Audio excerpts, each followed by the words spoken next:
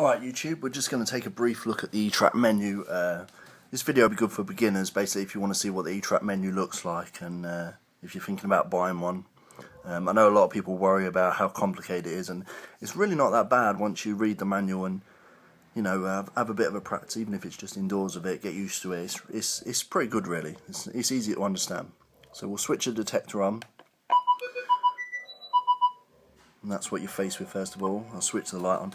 And this will be the first screen that you will see, exactly as it is now. This is the stock program that they load in. This, I think it's a coins program. But we'll go into the menu. And this is the menu screen.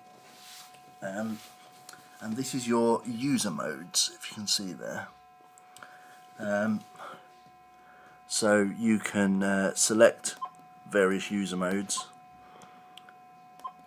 There's the minelab modes, coins, high trash, beach and relics, and also if you've, not that you would have when you first buy it, but you can also select any custom modes that you've put in there.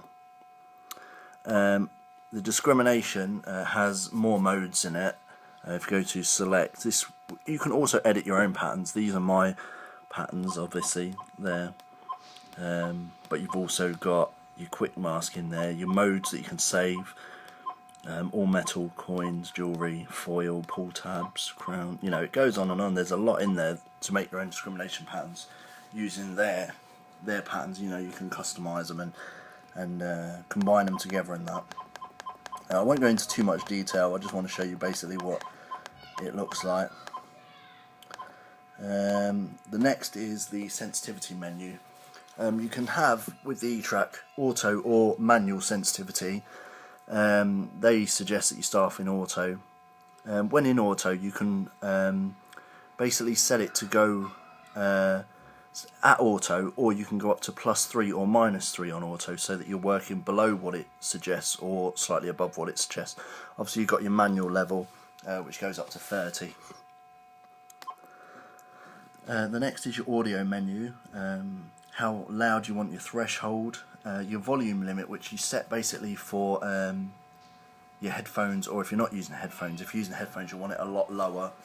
You want it a bit higher if not using headphones. Your volume gain, which is basically how loud you can hear your deepest target, or shallowest target, sorry. You've got different responses. I won't go all through them, but there's normal and smooth and long and pitch hold, but basically just starting normal if you're a beginner. Your tone ID, where you can set, obviously everyone knows the tones of the minelab FBS machines. I always have it in multi, but you can set it anywhere from 1 to 4 and then up to multi. So if you don't want it too complicated, you can set it much lower, much less tones. You can have conductive or ferrous tones, depending on if you how you like to search. I'm not going to go through all your variability and limits and that, because it'll probably confuse you if you're not used to using it, and it's not something you'd worry about when you're just starting off. Again, your recovery, you can set it to search deep, or if you have a lot of trash in the ground, you can set it for fast. And you have low and high trash density to help with that, and also ground for difficult and then neutral. Just a little tip: if you're searching at the beach, although you would think that the ground should be difficult, you'd actually set it in neutral unless you're searching through like black sand and that. So if you do happen to buy this for the beach, just remember that. But you have got a beach program in the etrac that's already set to that.